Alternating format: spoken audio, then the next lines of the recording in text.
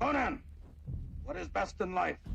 To crush your enemies, see them driven before you, and to hear the lamentation of their women. That is good. That is good.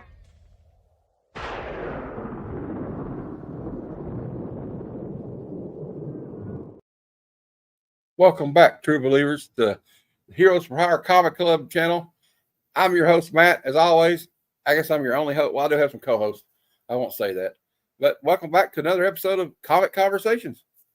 I don't even know what episode number this is. It's like in the 20s, I think now, or 16. Maybe is it episode 16 or it doesn't matter.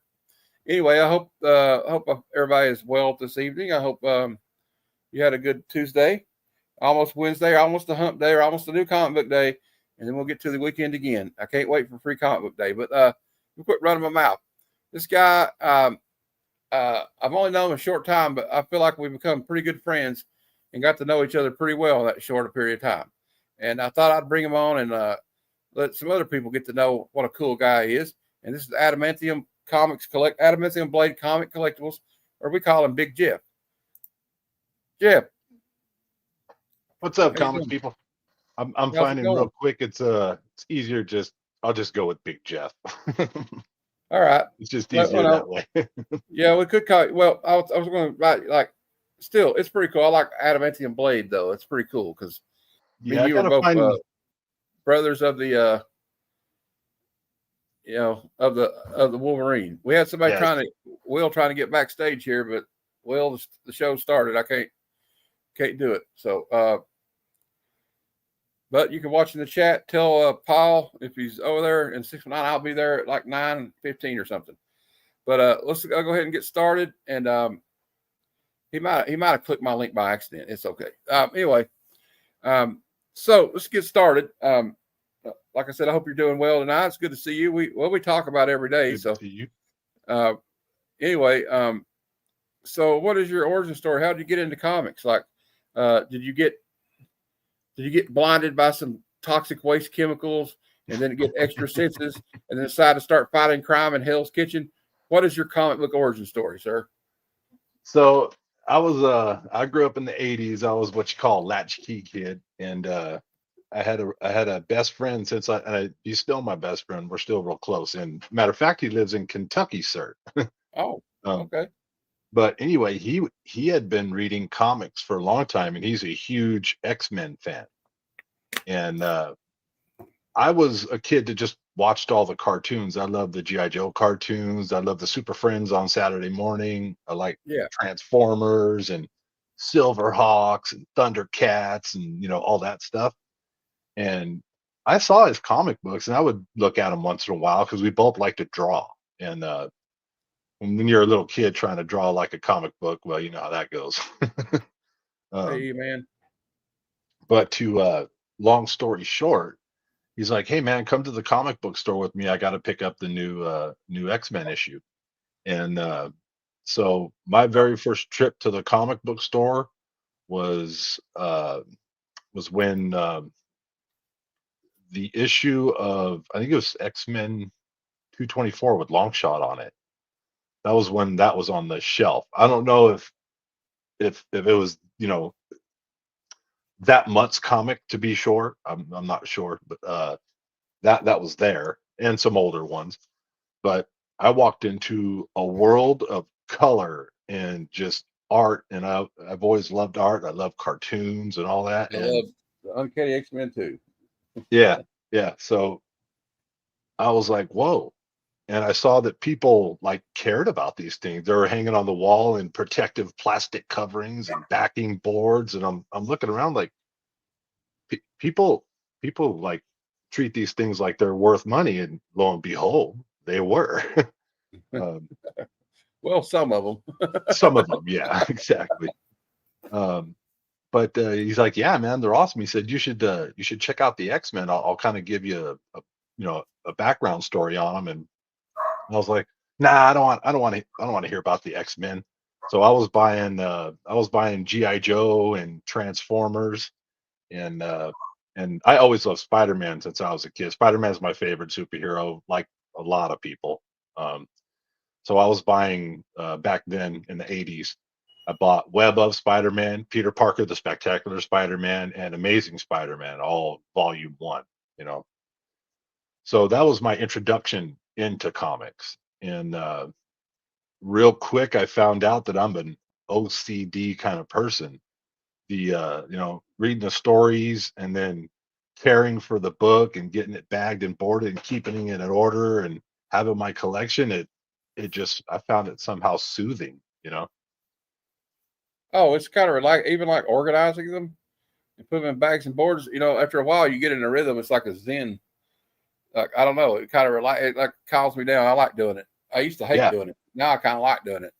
yeah. But like I don't know. See, when I was a kid, we didn't know what was a bag and board. We just threw. I'd read it, throw it down, or stick it in my backpack, get a trapper keeper or something. Yeah. And so all of my comic books didn't survive very well. Then like my dad put them in a garage, and like I had that one you got from Glenn the other day, and I found it. I was like, I got excited for a minute. Oh, the first Dinobots, and then I looked at it. It's got a big oil stain on the corner. I was like, oh. Oh. So I still keep it. I love those comics, so I'm never gonna get rid of the ones when I was a kid. Mom's like, do you want to throw these out? No, I've had these for over 30 years. Why would I? Maybe some longer than that. You know, why would I throw them out now? I just love that stuff, man.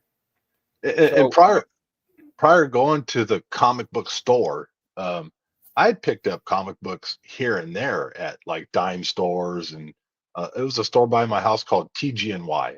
It's a West Coast. I don't know if it's all the way to the I East don't think it Coast or is. We whatever, have a but TJ Maxx, but not a TJY. TG&Y back in the 80s is today's kind of dollar store, I would say, you know. But they had the old spinner racks, and now and again I'd grab a Hulk or a Spider-Man or something like that. I would read it, try to draw it, and then roll it up and put it in my back pocket and go riding on my bike. Yeah, I yeah, didn't yeah. know. Take care of it. Take care of it. Well, me and my cousin Brian, we grew up. We're like brothers, and like we had a cousin Clay that collected. He was the first person I ever saw put comic books in a bag and board. I think was that right, Brian? Mm-hmm. Yeah, he's right next to me over here watching on the big screen while we talk.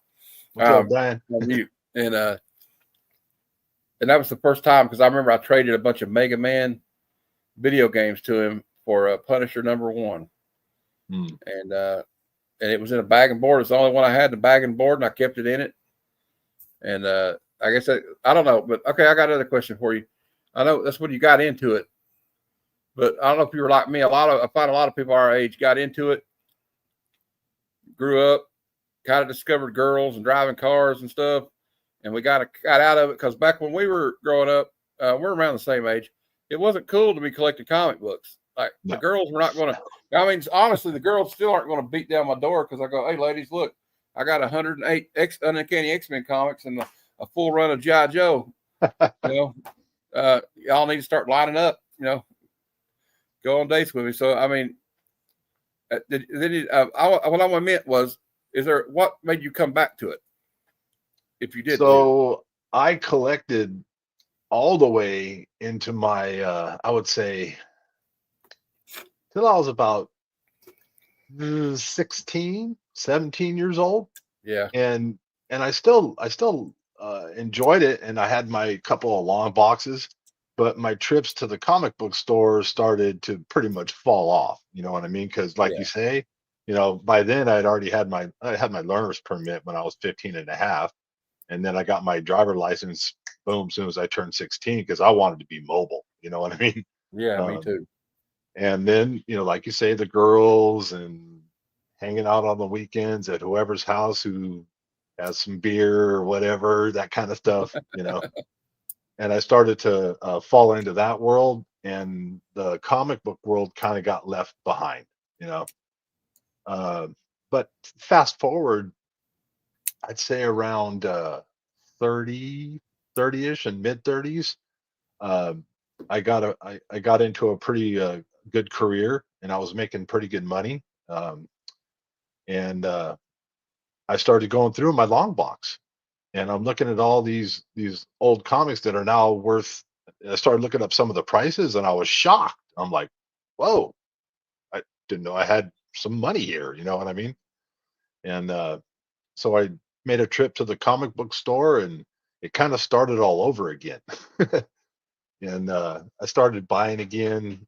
You know, this is around the mid '90s, something like that, late '90s, or the math gets fuzzy, and then I fell off again, and then there was a good 10 to 13, 15 year gap where I was completely out of it. I didn't do had nothing to do with it, nothing.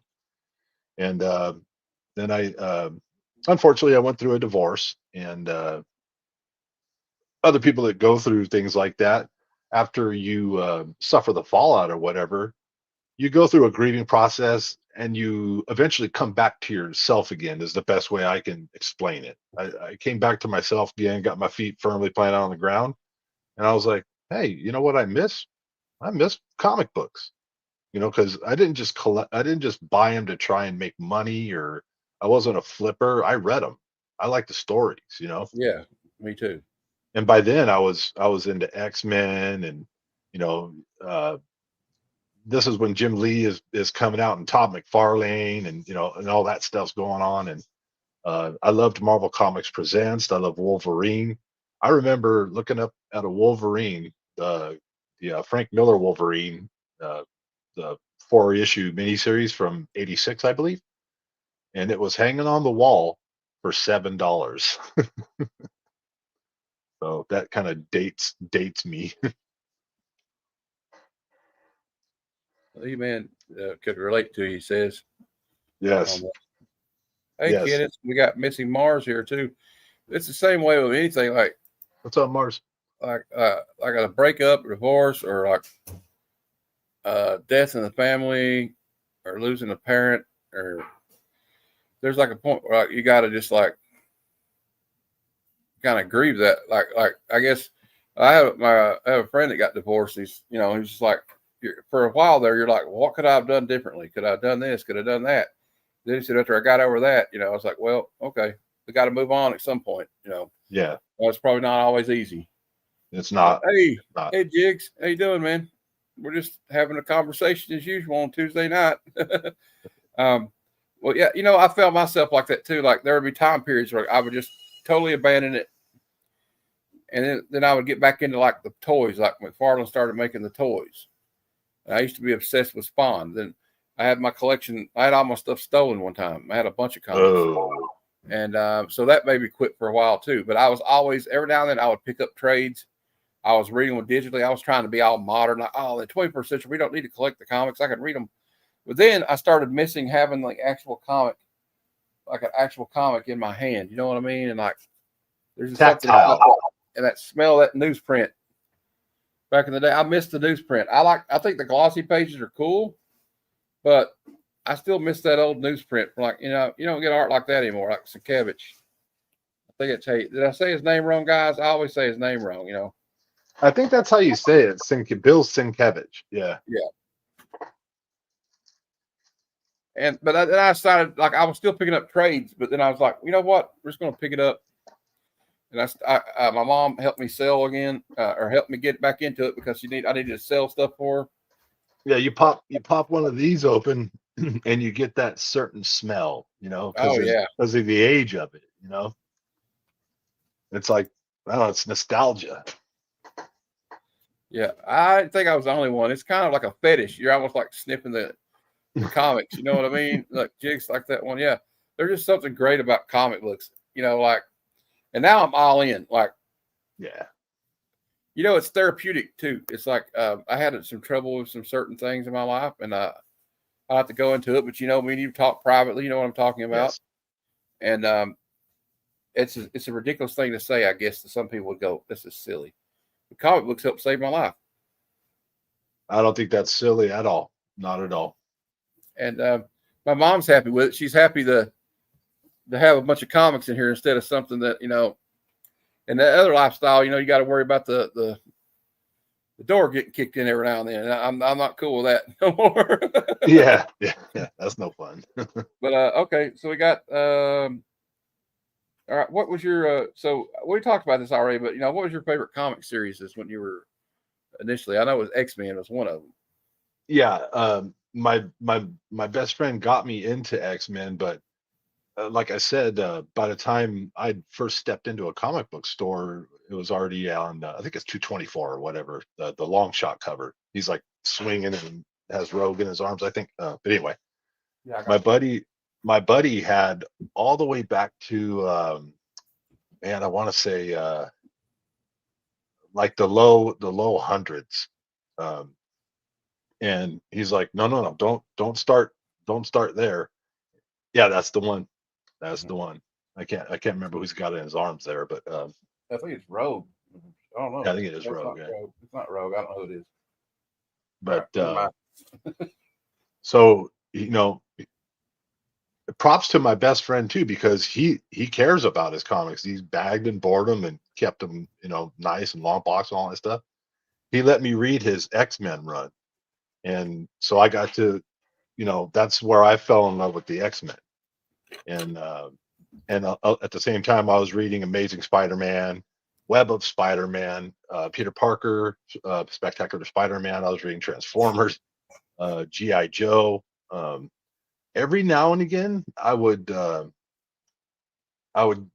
never got much into DC. I mean, I knew who Batman was, I knew who Superman was, Aquaman, all the big name DC characters, but I never. I just I first I don't know why. It's not that I disliked him or anything. I just never read much or got into it. But being around you guys as of lately, the past what month and a half, 2 months, I've known our little group. I'm learning so much about DC, and it's hurting my wallet because now now I'm interested. Now I'm kind of branching out, and I Yeah, gotta be careful because can't can't collect all things all the time.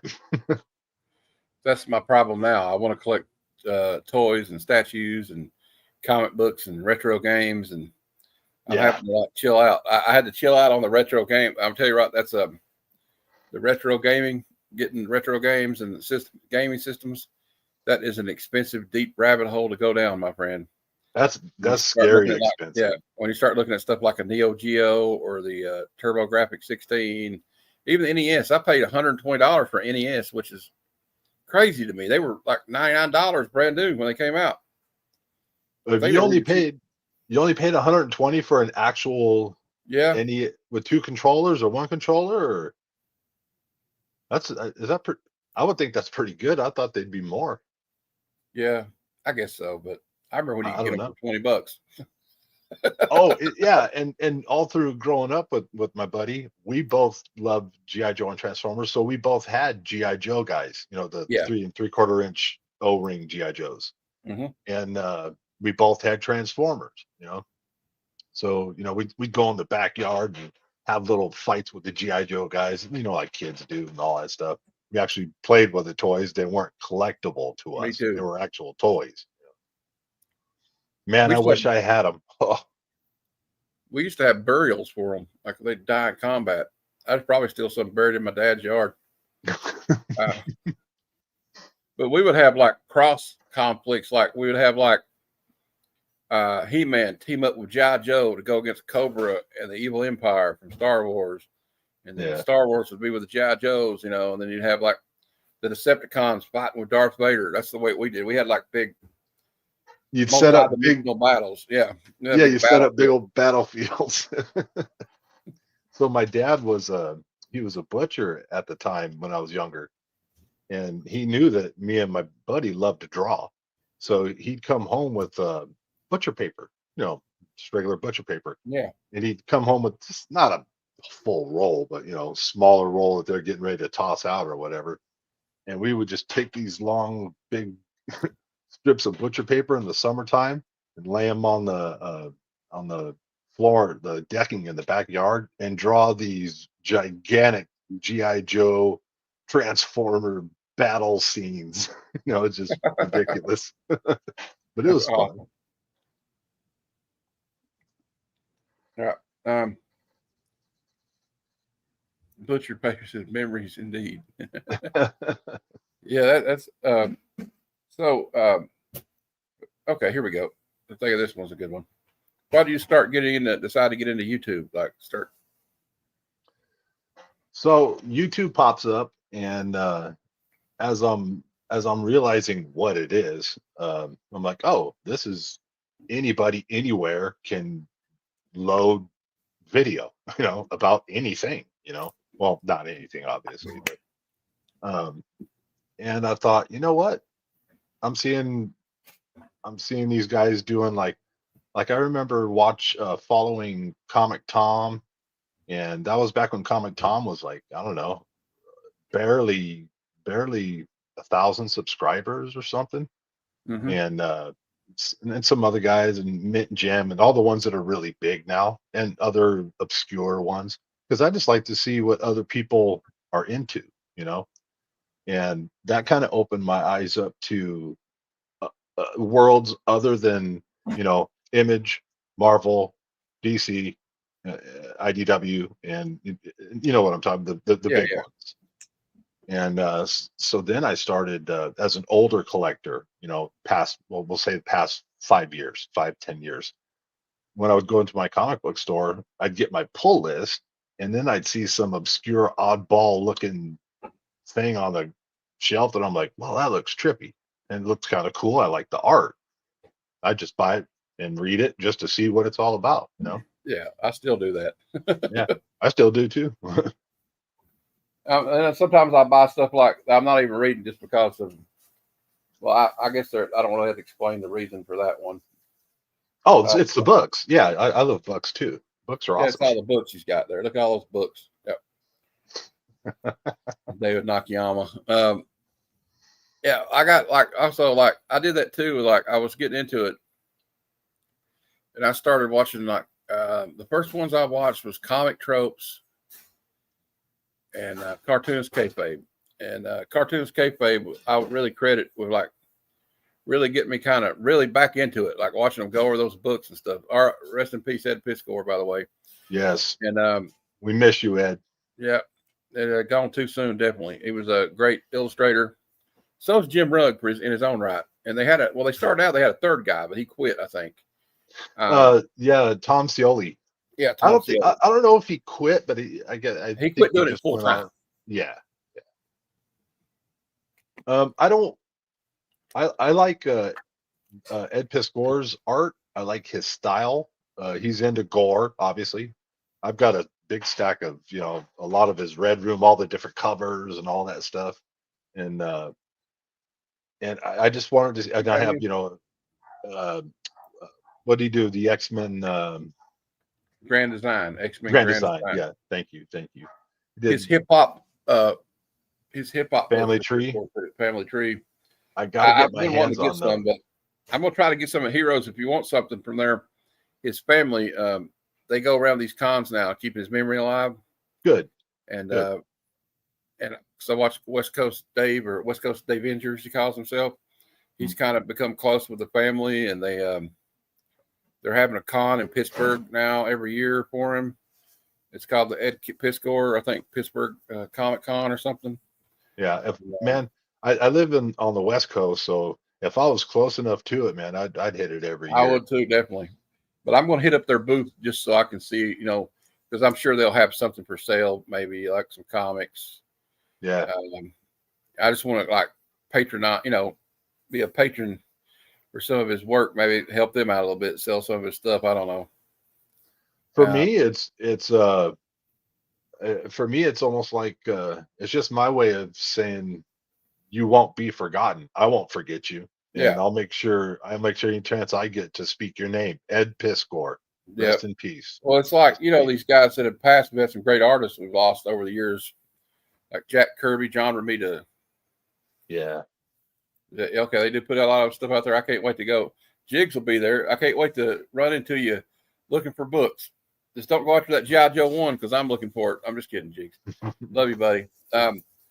Yeah, and I kind of lost my train. Oh, well, like, we got like just in the last years, John Cassidy just passed away not long ago. Yeah. Yeah, I'm just kidding around. Me and Jigs. But there's a lot of not just him, but like John Romita Sr., George Perez. But the thing about them, they will live on forever. Oh, In their absolutely. the art in their books and the stories they told. Like Stan Lee, he's immortal. Jack Kirby's immortal. Yep. And you know what? That's one thing about art, any art form, movies, music. Like with Val Kilmer, he's gone, but nobody's ever going to get him as Doc Holliday or Jim Morrison in The Doors or in Willow. Oh, They're not. Nobody's no going to remember. Forget about him as Hardigan.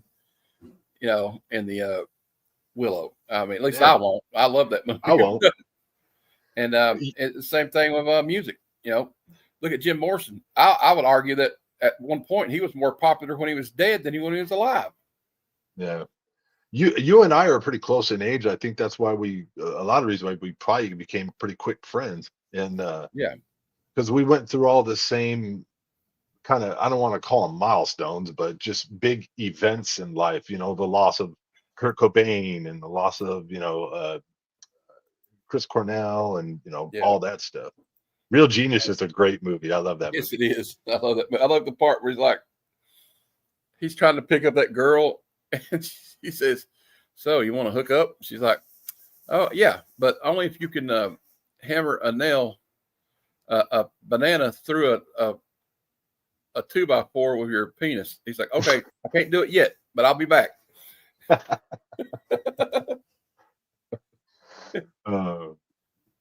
Yeah, I know. It's Sarah Pisco. His career was just starting to pick back up, and Fantagraphics, and that just shows you But you know what? The thing is about that, if anybody out there needs any help, there is a prevention hotline. I can't even say the word on here, which is stupid. But if anybody is trying to do self-harm for any reason, they need to reach out to that. Before I say this, there were so many other options he could have went. I think it would have died down, but he just, I know the feeling he's probably felt lost, but here's what I perceived about it, and I don't want to keep drumming on it because it's kind of a sad. Yeah, it's kind of a downer, but we'll go on after this. Okay. All I'll say is this: I believe honestly that the way Ed grew up, art, comic art, cartooning, illustration, sequential art, whatever you want to call it, I think that became his whole world. That's all he wanted to do. And he put in the work. He put in the time. You know what I mean? And he worked did it so on his hard. own for the most part. Yeah. Marvel came to him, not the other way around. Yes. And he worked so hard. And right before we lost him, he was going to have a big show in Pittsburgh. They were getting ready to show, and it was for him. It was for him to show off his talents. And what happened. And that hurt me, man. That hurt me. And I don't even know the guy. Yeah, I know. Exactly, Jig. Exactly. Yeah. Something you don't want to, because it's actually one of the most selfish things you can do. Even if you are, I know the feeling of being hopeless, but anytime I ever thought about something like that, I was like, what would my mother, what's my mother going to think? What's my father going to think of me? So yeah, but we'll move on. Just remember, there are hotlines out there you can call if you are suffering from any, depression. All right. So what do you like the most about YouTube? I can tell you what I like is getting to know people like you and Jigs and Missing Mars and Sleepy Reader and, all these guys, E-Man. Trying to go through. I'm trying not to leave anybody out. Okay. That's it. And, I made some good friends. Y'all are my closest friends. I'll just be straight up. In this day and age, it's an odd thing that we can become friends through a screen, because it used to feel kind of odd that you become friends with someone through a screen, but it's a thing now. It's the day and age we live in, Yeah. And YouTube, I enjoy it for the comic book community. And I'll say this, another one of my passions is history, military history, geopolitics, politics, which Me too. We're not going to talk about here. I love that stuff. We can talk about history, but we don't want to talk about politics. Yeah, I love that stuff, and there's just a wealth of it on YouTube. You got to be careful and do your fact checking and be careful who you listen to and watch and whatnot. But Especially on the internet these days. You can Google yeah, anything and they'll tell you anything. It doesn't mean it's true. but It in could be my some Russian bot. yeah, exactly. Chinese disinformation. Anyway, Here we in go. my personal experience through YouTube, I usually didn't interact with people like I'm interacting with you right now. I didn't go live with people or anything. I might pop up in the comments and say something or whatever, but that's it. The group that I found with you guys, you and Random Reads, Kevin and Sandman and Glenn, and and I'm forgetting a lot of people, and Emin and Missing Mars and Lady Fantastic. If I leave you out, I'm sorry. Um, you you're all you seem like good-hearted people, just good-hearted people. You don't you're not underhanded. I don't sense any kind of uh, evil energy. You know what I Or any mean? ulterior motive. Like, Yeah, yeah, some people you meet, I got, okay, what are you, I used to be like that too, considering some of the people I used to run around with were like, what are you up to? I know you're up to something. I don't know what it is yet. hmm And I'm sure in your profession, I don't know, I'm sure you don't want to get into it, but you probably but could it's all probably, right. well, I mean, you're in your law enforcement. You probably see stuff. It's probably hard to end up trusting people anymore because of some of the shitty stuff you see people do to each other. Um, in my 15-year career, what it did was it taught me, people can be very charismatic. You know, people that have real magnetic personalities, Yeah. and they're the life of a room. They're that's the way they are. Doesn't mean they're a good person. You know what I mean? Um, and what it just taught me is that people have to earn my trust and earn my respect through their behavior, through their actions, not what comes out of their pie hole. Yeah. There's a lot of that in Hollywood. Like, Tom Cruise is very charismatic. He's really great on the talk shows, but the stuff I hear about him behind the scenes doesn't really make me much of a fan of him anymore. Whew. But let's not get into Maybe. that. But, a lot of these guys are like that, like Kevin Spacey. But then I saw John Bernthal say, you didn't see the way he talks to people on the set. He said, I didn't like him. He said, Yeah, I and I saw looked up that. to him. He says, I looked up to him. But like, he says, when you get to see the way he interacts with people, like, I don't think this guy's that good a guy. So it just depends, I guess. Like, and they'll surprise you too. People will talk a good game. You hear this stuff about Neil Gaiman. He talked a good game about protecting women and women's rights and women not being sexually harassed. And then look at him. I mean, Yeah. it's alleged. It's alleged. I'm not going to, we can't condemn the man because he's not had his day in No. court. I don't know if he will even have a day in court, but it's just kind of interesting that a lot of these Yeah. people, they're like, oh no, I'm an ally of these people or that. And then you find out like they're just doing it probably. I don't know. I don't know. It's just, you can't, we always say it like, oh, I like this guy. I like Morgan Freeman, or I like such as. We don't know what they're like. Exactly. We Yeah, don't we know what don't. they're like. I just see their perception of them on TV. But Yeah. now there are people like Keanu Reeves that I don't know. He may be a dick, but like from what I've seen of him and what I've heard people say about him, he seems all right. But they're few and far between, I believe, in that profession anymore. Yeah. So, but we'll go on from that because I got. Here's a good one. Here's a good question. What are some of your favorite artists and writers of all time? This is a tough one. It's a tough one. I'm gonna seem real generic, in my answers, I guess. I like Jim Starlin. I like Frank Miller. Well, there's nothing Al, generic about those two. well, I mean, because a lot of people, enjoy him. Um, why am I drawing a blank now? Jim Starlin, Frank Miller, Alan Moore, of course. Um, as far as artists, of course, the Jim Lees, the McFarlanes, um, George Perez, Neil Adams, Art Adams, Dale Kuhn, Jeff Darrow, Ed Piscor, Jim Rugg. I'm trying to think of some more obscure ones that aren't so, that everyone knows who they are. No, I'm not good on the spot. I'm drawing a blank. Sorry.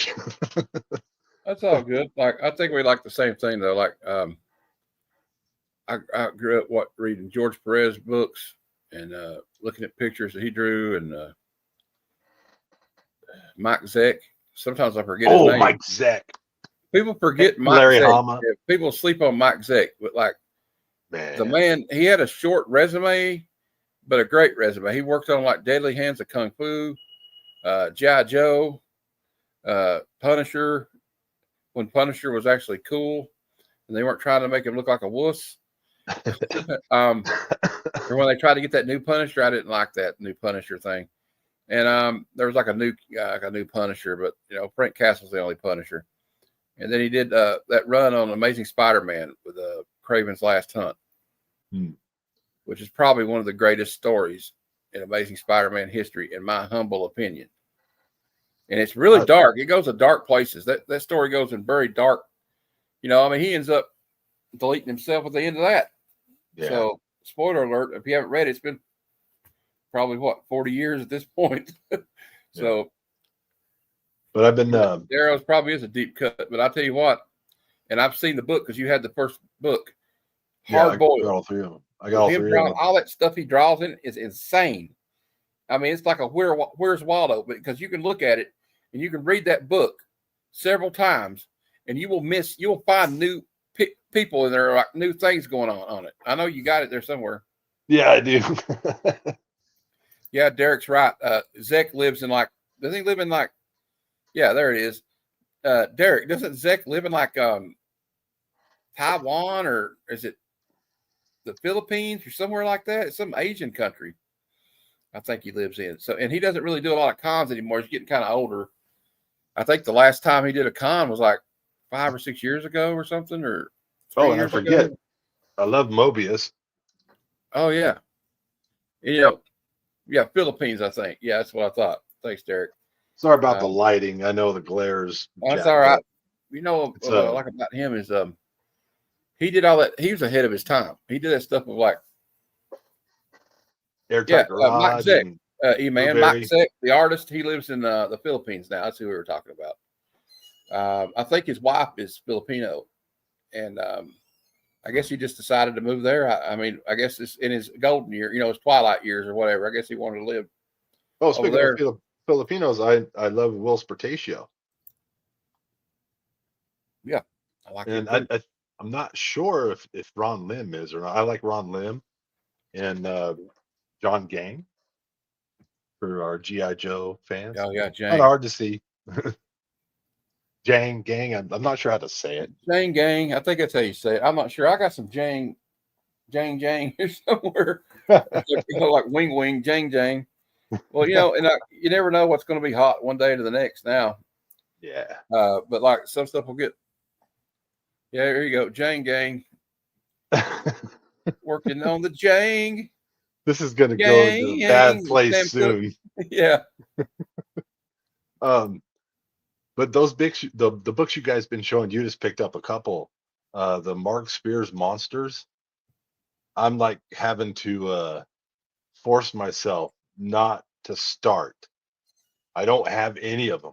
I don't have any of them. And I love them. They're beautiful.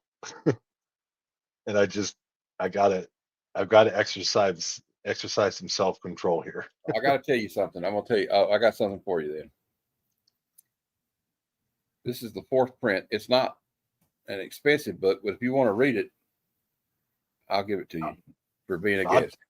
I'll check it out, brother. I appreciate it. Thank you. Yeah, that's the 4th print, but it's still a good story. You like the Hulk, right? Yeah, I love the Hulk. I've been reading it religiously here for 6 months, or 12 months. So back when we'll do a little trade, because back when Whatnot was kind of working out the bugs and still pretty new. Yeah.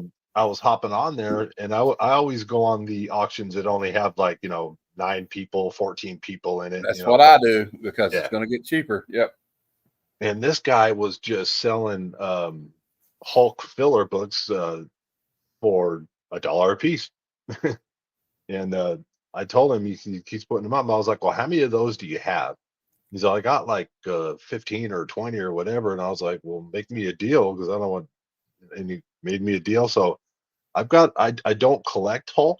Um, I've got a bunch of Hulk that I'll just give them to you. I'll send Oh, because okay, I got your cool. stuff. I'll send them to you if they fill part of your run. Great. They're not in the some of them aren't in the greatest shape, but you know, do with them what I you don't care. Is it like what age of Hulk? What like old? Is it want. like bronze or copper? Or it don't matter. I like them all. I'd say the oldest one is probably copper, Yeah, yeah. you Okay. know, right around there. Yeah, I just grab them every time I see them. I sold a bunch I regret selling, but I can't keep everything. You know what I mean? Sometimes you got to clean house. Like I had some stuff, or I get stuff specifically if I can get a good deal on it, I'll resell it. I'm not really a reseller. I just do it like to, you know, kind of fund the hobby because I like to get a lot of books that are on my pull list. Just put it that way, at least 30. Yeah. So I have to like Whew. where I can get, you know, get in where I fit in at, or so to speak, you know. But I don't know. That's one thing's great about that's a great and a good thing about YouTube is I know a lot of claim sale people, and I can get caught up real quick. I have to sit there with a notepad and keep track of what I claim, or Yeah, I I'm going gotta to claim so much I can't afford to pay them. yeah, I'm Because you because don't think about it, like yeah, it's the first especially of when the like month and yeah, I'm sending out money and I'm going, oh, I did that and that and that. yeah. Yeah, It's I gotta kind of like slow that down feeling this you used month. to have when you go out to the bar with your boys for a guy's night out, and then you're like, here, just open a tab. And then Whew. they'd come back with a receipt for that debit card or credit card. And you're like, oh crap, $500 or something. It'd be something crazy.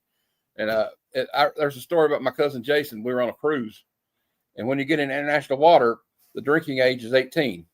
So when Oh we got boy. international water, they served 18-year-olds, and he was like ordering all this stuff, and you just sign for it, right? He ran up like a $600 beer tab in like 2 days. Oh yeah, it's easy to do on a cruise ship. Yeah, and we got in a little bit of trouble over that, but because we weren't the ones footing the bill, you know what I mean? We were there with our parents, so yeah, we um, got in a little bit of trouble. I also got in a little trouble. I almost got in a little trouble with the blackjack. That's when I realized that gambling's not for me because I dropped $200 like in 30 minutes at the blackjack table. I was like, okay, this is not for me because I like if I'm gonna get something. At least if I buy comic books with my money, at least I have something tangible that I can hold in my hands like this. yes. I can't hold like, okay, I may have won money. What are you going to do? Just gamble some more? I'm just not into that stuff. But hey, more power to if you are. I mean, it's pretty much legal everywhere now. All you got to do is pick up your phone, and you can place crazy bets. Like they'll even bet on WWE wrestling. You can bet on anything. Anything. I have to stay away from because I'll straight up admit it. I've got a very impulsive personality, so I got to stay away from you know, like sports book type stuff and Oh, me too. Me casinos too. and I used to buy the little parlay cards at the local pawn shop, and we'd get caught up in that. We'd have like what's 5 up, Cat? parlays going at once. Hey, Tat, how you doing? It's good to see you, man. If anybody got any questions out here in a minute, we'll take some questions from the chat. Do you collect anything else besides comics or anything? Are you like Uh, me? Are you cross addicted to collecting? so right now I'm learning how to draw myself because I want to be able to create my own art that I'm proud of, you know. Yeah, So I'm learning how to. So I'm buying slowly but surely. I guess you could say art supplies. I don't know if that's collecting, but um, I started to get into the figure thing, and I just realized real fast that my budget won't support it. Like I've got to, I have to sell it. I've got an old 1980s AT-AT Walker, Star Wars, one of the original ones, and I have to look and see I don't know what it's worth, but uh, got to sell it. And I've got an old hooded Cobra Commander, and it's still together. The O-ring didn't bust apart or whatever, but that's pretty much it. I don't have I the think I already first. asked you, but Yeah, you can answer again. It was like, The first comic that I bought, most people on here, they're like, "Oh, I remember the first comic I bought." But that X-Men 224, because my buddy was telling me, "Man, you got to read X-Men," because I, I don't know if you can count it as the first, but I grabbed that one. I grabbed the GI Joe issue that was on the shelf, and I grabbed the Transformers issue that was on the shelf, and I grabbed whatever Spider-Man was on the shelf, and I bought those, and then we left. So out of those, that way I guess would be my first well, comic okay, purchase. that's the one you remember. That's the one you remember. That's the one. Yeah. That's the first one. Mine was ASM 322. Todd McFarlane. They had Spider-Man throwing these guys over his shoulder, and like, oh, this is cool. I got to get this. It was the first one I bought with my own money because my dad used to bring them to me too. But all right, so what are and I already know your answer really, but I'm going to ask you anyway. What are some of your favorite comic book characters? Obviously, Spider-Man. As far as like Spidey villains, I like Doc Ock as a villain. I like Sandman as a villain. I like um as far as the X-Men, obviously the Sentinels, and uh I like let's see. Well, for GI Joe, it's kind of easy. Cobra, that's a villain. um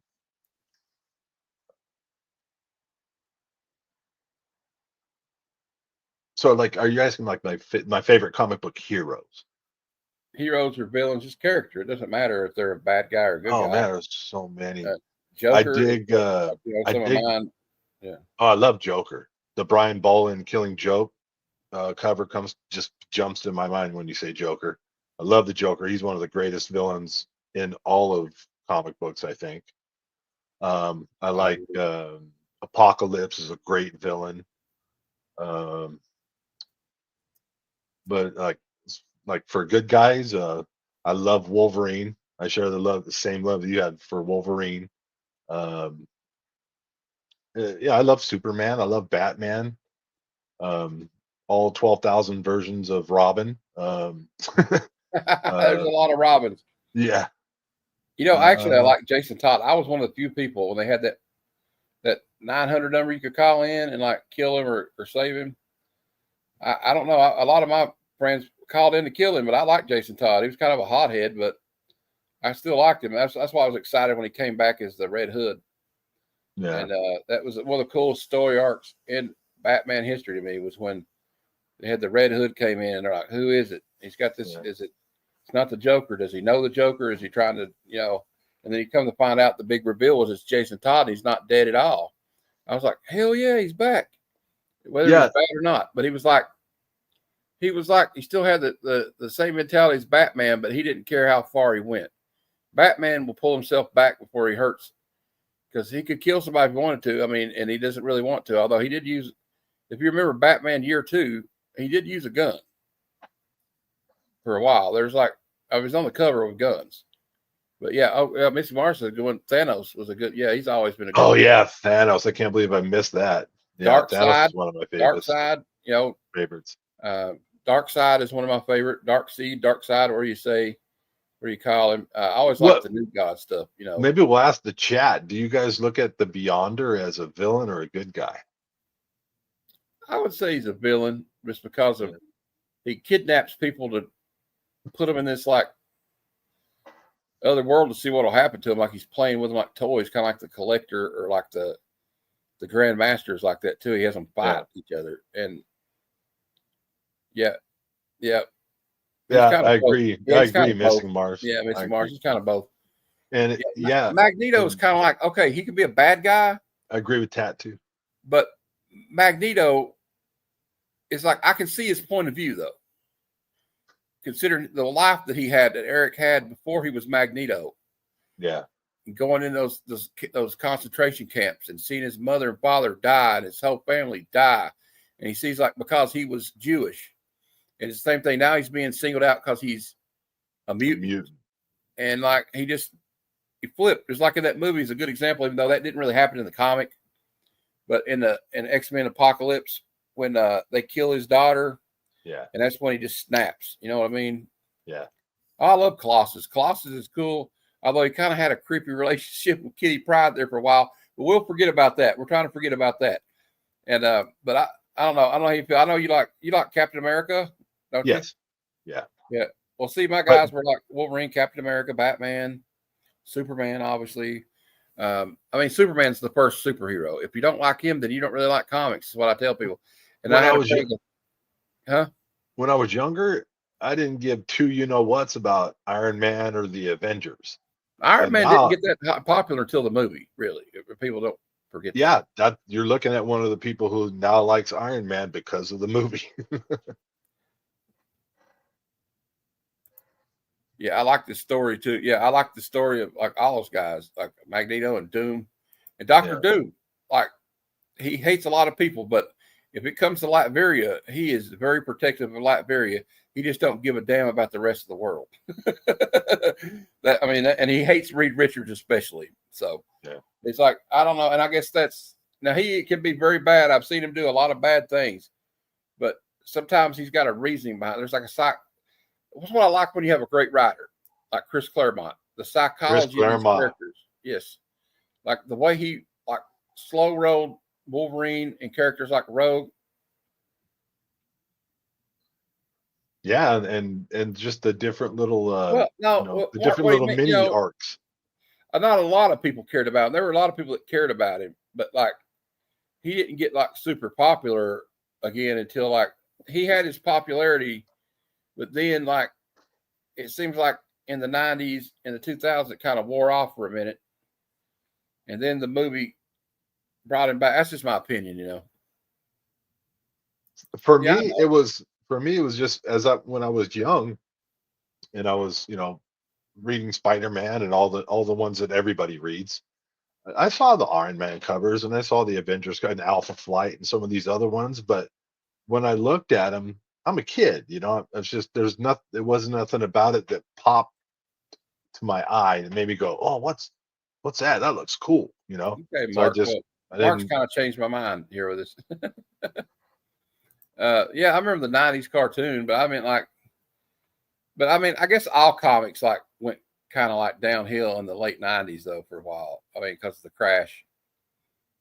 Yeah, there was. Man, it was a weird. It was the crash. It was a weird thing because Jim Lee hits the scene, Todd McFarlane hits the scene, and what I noticed was after they break off and they go do Image, a lot of the guys that were left over at Marvel and DC or whatever, it almost looked like they were trying to draw like them. You know what I mean? If that makes sense. Like the bombastic style, the bombastic covers Hey, Kurt. and overly exaggerated, like if I'm flying or something, I've got 36 different muscle bulges in my hand, or whatever. It's just Well, like Kurt's right for the most part, but there are some like important keys that came out there's some good 90s stuff. in the '90s. But like there's like I remember a lot of that Image stuff. Kurt's right about that though. You'll find a lot of it in the Dollar Bin or the Valiant stuff. It doesn't mean it's not good, but they overprinted it basically. You know what I mean? Like Yeah. because of the boom, they thought all these people are going to like how many people bought like 20 copies of Superman 75? It was the death of Superman, thinking, "Oh, this is going to make me rich in 30 years." I wasn't into DC. I Didn't. didn't buy it, but when I saw you remember Batman Death in the Family? I thought I was going to be able to retire on buying, the Death in the Family comic books. Wrong. Yeah. Excited another 10 to 20 years, the '90s would start going up just based on its age. That's true. It could be. Hey, maybe we might be rich. We got Mark sitting on all those Turok #1s, and I got all these Deaths of Superman and X-Force ones. Maybe one day, So my retirement will be complete. Speaking to Legion's point, he hits it on the nail, in my opinion, because it hits a nail on the head, in my opinion, because right now I'm starting to I want to start picking up stuff that's 1950s, 1960s, That's how I found like Bernie Wrightson and some other guys that I like. Oh yeah. I mean, you And can't get. and that that older feel, the colors, the art, the technology that wasn't available back then. And you could tell it wasn't available because you don't see it in the pages. It's just got a feel that, I don't know, makes me all warm and fuzzy inside. You know what? There's something romantic about these these Copper Age books and the I love Silver them. Age I love and those too. all that stuff. Like this is like 1979. That there's a certain feel to this that's different from like, I'm not saying this isn't great. I love this Harley Quinn cover, but Yeah. like there's just something like I love the feel of this. It's not that new comics aren't great. It's just, you know, it's just that there's nothing like it feels like that, or like when I got a Detective Comics in the '80s and read it, or Yeah. Superman or Action Comics issue, or You Green can feel Lantern, the whatever, difference. what have you. Teen Titans. I love the Teen Titans. I still do. And but it's just that newsprint feel, and that's something I do miss. But at least we still have the old books to collect. And but I still like some of the modern stuff. I mean, you look at what DC's been doing lately. They've been killing it. So is Image. But I argue that Image is the best of the main companies, with the quality they've been putting out over the last couple of years with like Transformers and G.I. Joe and all the Skybound stuff. And they let Larry Hama do his G.I. Joe Real American Hero. And you got this stuff like Bug Wars, which is phenomenal. Feral. And I could go on. Spawn's still pretty cool. You know, but there was a time period when it looked like Spawn was going to go like the way of the dodo bird. Like they were selling 20,000 copies a month or something. It was just. I was wondering about that too. I was like, oh man, is that going to make it? Yeah, Spawn. This is medieval Spawn. They got the Shirley Johnson, Curse of Shirley Johnson coming out. They're killing. Isn't something that's killing the children? Is it? No, it's not on. That's not on Image, is it? Yeah, it is. Okay, never mind. Ghost Machine, yes. Ghost Machine, Geiger, Energon alone. Image is really delivering like every month. I agree with 100% what Mark's saying. Yeah. And like the Ghost Machine, Red Coat, all that stuff. Gunslinger, Gunslinger, Spawn, and Todd's tried to keep his prices down. Unfortunately, it looks like they're going to go to $3.99 now, but that's still cheaper than the big two. It's still cheaper than the big two by at least $1 or $2. But I guess he felt he had to. But I was wondering when that was going to happen. You know, I was wondering when he was going to have to go to $3.99 because I knew it wasn't going to. We weren't going to get $2.99 forever. But yeah, and Gunslinger is really great. I just like that whole concept. It's like Spawn meets High Plains Drifter. But for most of my collecting time or collecting years or whatever you want to call it, collecting career, it's been mostly Marvel, and I'm just now kind of opening my eyes to the world of DC, which is going to cost me money. Me too. Yeah. Well, I got to blame Mark for that. He's got me into the DC a lot. Like, hey, Parallax. Isn't Mark the one that's a big Turok fan? Yeah. He just read the whole run, the first Valiant run, right? Mark, see, Mark's like DC for me. Hey, there's K-pop junkie. Hey, Katie, how you doing? It's good to see you. She's going to be a guest soon, and she also says that DC is great. Oh well, thank you, Mark. I appreciate it. You know, I'm still a Marvel guy too, but you have got me more. I loved DC before, but I fell off it for a while. Like I had the DC Universe app, and I used to watch this show every day. They had a daily show called DC Daily, and I was reading all of it, and well, Parallax thinks it's all low IQ bullcrap, but you know, it's all good. Not all of it's that bad now. You can say it, you can trash all you want, but I tell you what, I'm still going to read them. Ultimate Spider-Man's all right. I like Ultimate Wolverine. Yeah, 60s and 70s DC. Although I kind of felt like the Marvel 60s was a little bit more like for the older people. You know what I mean? Like older kids. Like they were getting a little bit more sophisticated by the end of the 60s and 70s. And DC had to, like, when they got Neil Adams back, I think that new Gods is pretty great. Hello. Hey, how you doing? TN Games and Comics.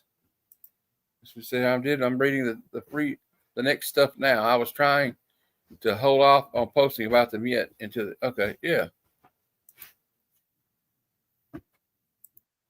I don't really think Parallax likes too many things, to be honest. I'm just messing with you, Leah. Anyway, yeah. The new Gods is pretty good. Mark recommended it for me. I'm in the issue 4 right now. It's not bad. I like you too. We like you too. You know that. Ram V. Yeah, it's I was always a fan of Mr. Miracle anyway. Mr. Miracle and Orion, and so I don't know. I just thought he was Mr. Miracle was a cool guy. Did you ever read House of Slaughter? No, I know what you're talking about though. It's like connected to something's killing the children. Yes, Big Bart and Scott Free are awesome. Okay, we got a lot of comments coming in hot and fast now. I can't keep track. Yeah, they're all DC stuff coming. I like when Superman's a dick, like on the cover, or Jimmy Olsen. Jimmy Olsen's a big a-hole. I'm just telling you, like, the Superman's pal Jimmy Olsen, he's not much of a pal to Superman. Yeah, I got a Lois Lane cover here somewhere. K-pop. See if I can find it.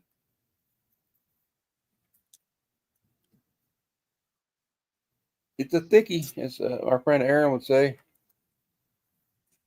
Trying to sell it, but I decided to keep it. So I just read a Superman book today where he fights Leviathan. yeah, I got a Jimmy Olsen where he's like picking Batman over his head, and I have another Superman's pal Jimmy Olsen where he's doing brain surgery on Superman. So I mean, I don't know if I'd want Jimmy Olsen. Do you notice how they kind of modernized like Clark Kent and Lois Lane and Lana, but like Jimmy Olsen still looks like a geek.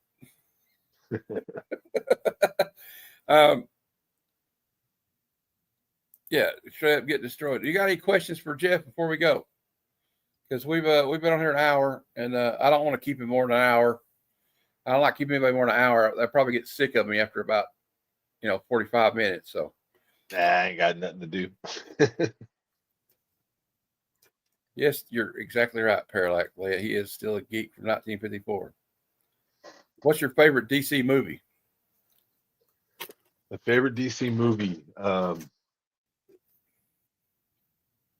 Forgive me for not remembering the title. It's the one where Superman they bring Superman back to life, and they're having a hard time corralling him. It's a Justice League. Justice League, yeah. And I like the part where he grabs Batman by the face, and he says, "You won't let me live. You won't let me die." Yeah. I like when he's got by his neck. Is it Wonder Woman? And the Flash starts trying to come around, and he just does this out the corner of his eye. You can see his eye look like, "What are you trying to pull, slowpoke?" And just goes, "Wow!" that whole scene, that part. Oh man, it was fantastic. And Batman's trying to say, apparently she doesn't. Apparently she's not a fan of it.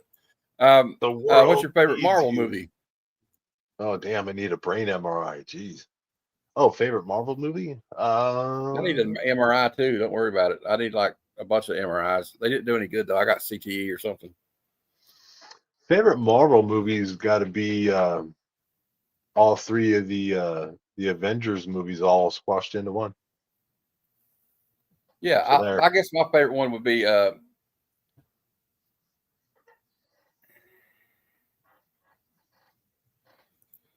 you not seen the watch the Snyder Cut. It's actually the vision he envisioned in the first place, and it's not bad. I like it, but not everybody's gonna like it, right? Is Parallax an angry individual? Have you ever seen a film? Yeah, I've seen films all the time. I watch them all the time. We got one right here. I'll show you. Whoop the goddamn to do. What do? Parallax, why do you hate him so much? But Infinity War is awesome. She saw him. I guess she just don't like it. It's okay. She don't have to like it. yeah.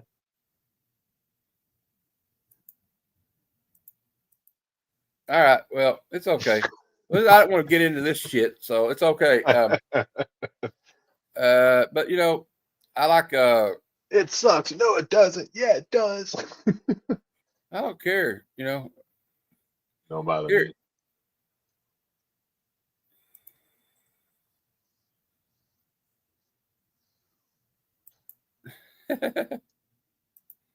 Oh, this is fun now.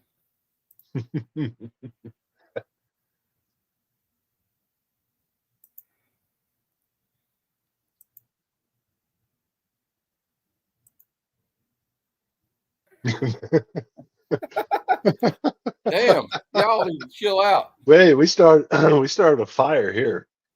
Oh my goodness. Okay. Oh. Well, I don't know. I'll just say what Deadpool would say here. I am soaking wet right now. All right, guys. Well, I'll let you all talk about it for a while, but like, I guess Yeah. that one's an attention. That's an attention getter. I like the fact that you need to have an MRI on your brain. I've had plenty of MRIs. I went and went to the doctor said I wasn't crazy, but I should have went to that specialist in Louisville. Hey, you never I know. don't know. Okay, well, we got two camps. Snyder sucks. He don't suck. I don't know. Well, I think Josh Whedon kind of sucked that movie up too, though, if you ask my opinion. He was the wrong guy for that movie too, and he treated the actors like dog shit from what I've read. But yeah, the doctor said I need a backiotomy. I need to get that clip.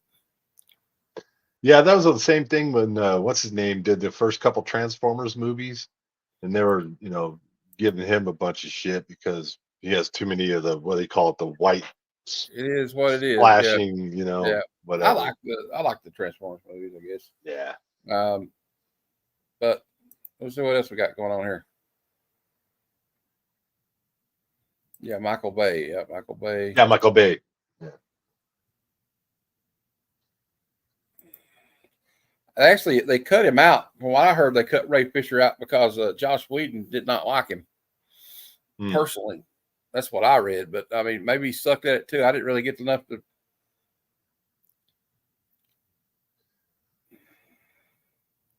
Yeah, Josh Whedon is responsible for him being cut out of the movie, big time. Okay, well, we got. I didn't know it was just like Siskel and Ebert at the movies tonight, but everybody be cool now, or I'll have to play this clip. Get the hell off. Come on, you fuckers think that just because a guy reads comics he can't start some shit? That's one of my favorite scenes from Mallrats. Anyway, are there any more questions? I don't want to talk about the Snyderverse anymore, so we'll field some questions. Any more questions? We'll get ready to cut it off. Here, I'll start another fire. I like the Marvel Star Wars comic books too. Woo. Here's how you piss people off. Thor: Love and Thunder was not that bad a movie. And then you leave, and then they freak out because I'm just kidding. I think that movie, The Marvels, is just misunderstood, Jeff. Yeah.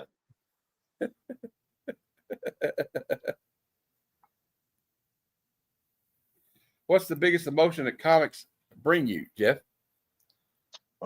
Biggest emotion. I'm trying to think of a big moment in comics.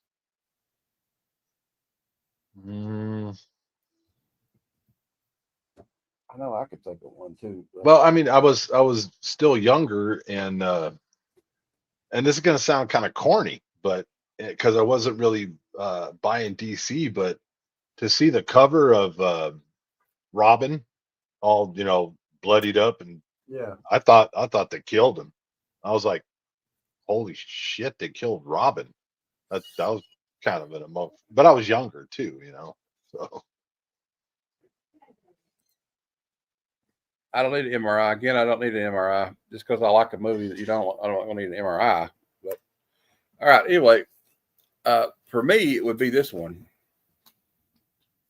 When Supergirl dies, as a kid, I was like, "Oh my God, they killed her. She's actually dead." I got kind of emotional reading it, you know, and it's a pretty tough one to take. Just the way she dies, she goes in there to save Kal-El, and she's like, "I gotta get to him, make sure he gets out of here." She told Dr. Locke, "Get him out of here, get Kal-El out of here." And she takes on the guy, the anti-monitor by herself, and she's beating the hell out of him. And then finally, it turns, and he kills her. And I'm like, "No." Mm. You're like, it's like one of those where you read it and you're like, I don't want to read that again. I can't read it again right now. It's too damn traumatic.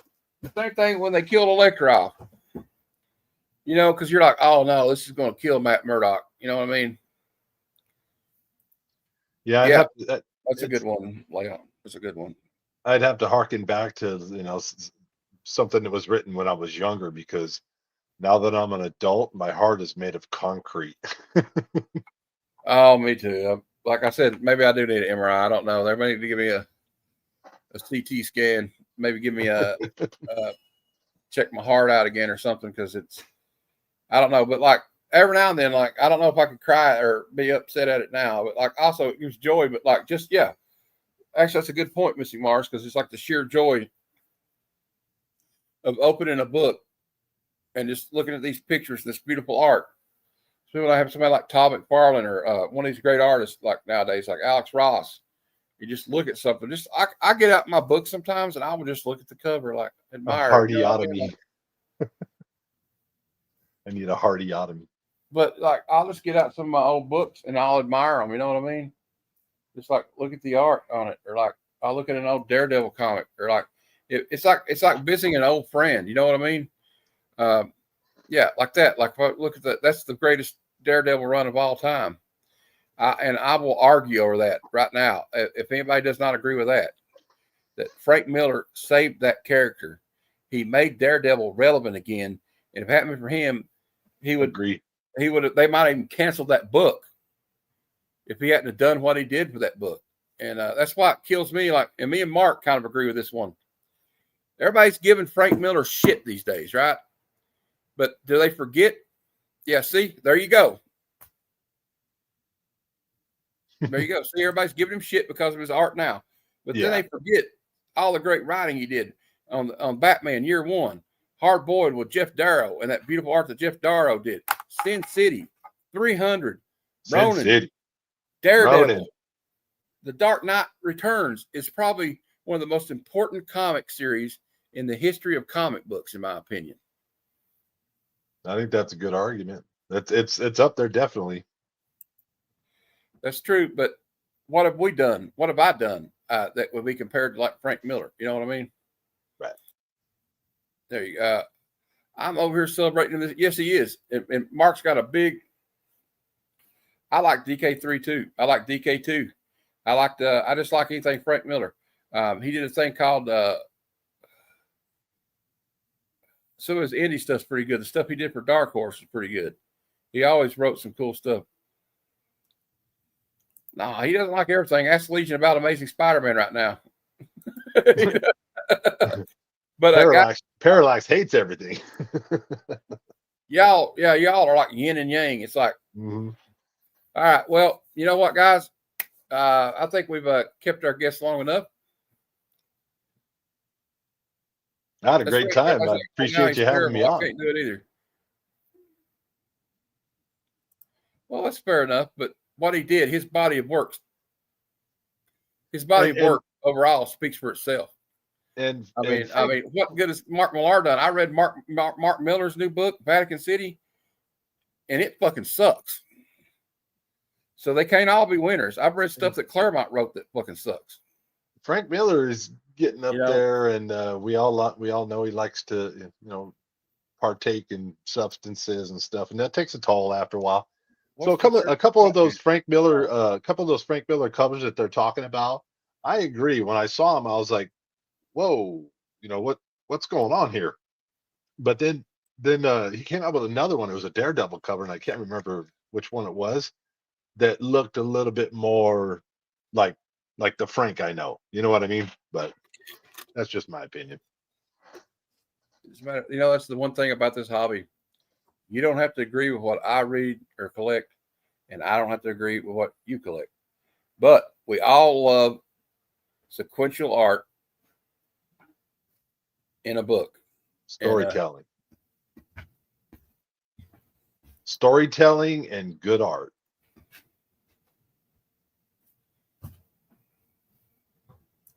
But Batman with prep time can beat anybody. I'm sorry. He destroyed the whole Justice League. He can figure out anything, and that's what I think.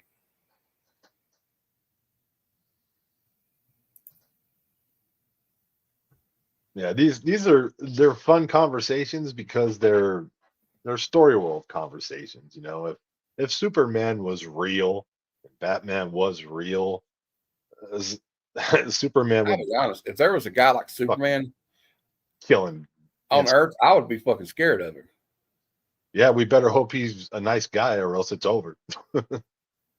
If he wanted to, he could just mess with the Earth's orbit and make it orbit too close to the sun, and we're done.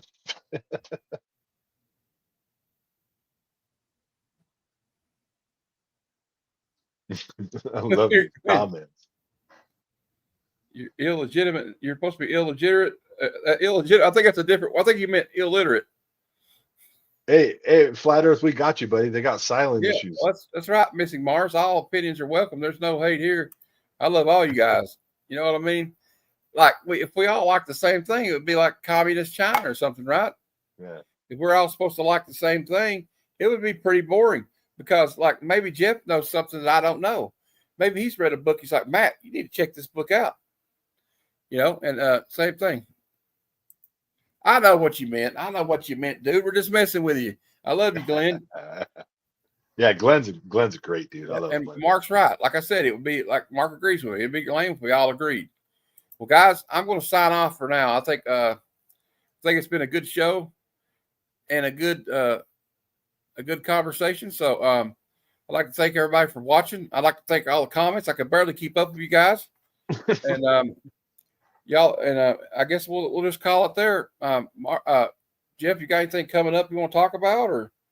Not at the moment. All I just want to say is thanks for having me on. And this, Mark's got one last question. Please don't be a hard question. Okay, go ahead, shoot. How many issues of Turok?